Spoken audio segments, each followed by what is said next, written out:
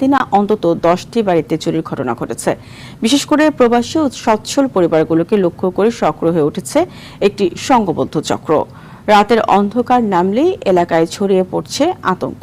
মানিকগঞ্জের দৌলতপুর সংবাদদাতার তথ্যচিত্রে জানাচ্ছেন লিওন আজাদ। মানিকগঞ্জের দৌলতপুর উপজেলার 2 ইউনিয়ন খলসি ও জিয়নপুর। এই জনপদে এখন রাতের অন্ধকার মানেই এক অজানা আতঙ্ক। তবে এই আতঙ্ক শীত কাটা বা তালা ভাঙা চোরদের নিয়ে নয়, বরং অপরাধীরা বেছে নিয়েছে চুরির এক অভিনব ও ভয়ঙ্কর কৌশল।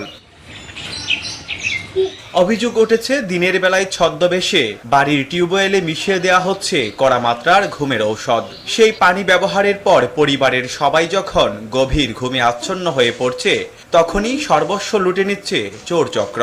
মানে ওদের খালি ঘুম, ভাবছি যে এমনিতেই ঘুমাইতেছে, তারপর আস্তে আস্তে আস্তে আস্তে একবারে অচেতন।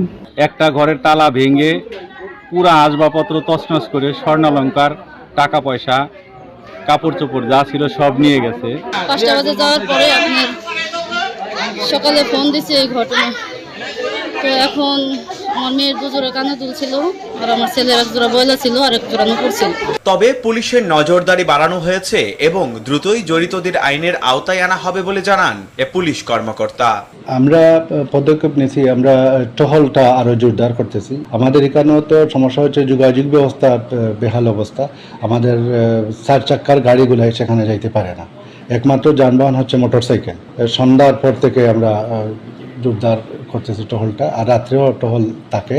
ভুক্তভোগীদের দাবি কেবল অভিযান নয়, এলাকায় স্থায়ী নিরাপত্তা নিশ্চিত করতে প্রয়োজন নিয়মিত টহল। জড়িতদের আইনের আওতায় আনতে পারলে এলাকায় ফিরবে স্বাভাবিক পরিবেশ, এমনটাই প্রত্যাশা এলাকাবাসীর।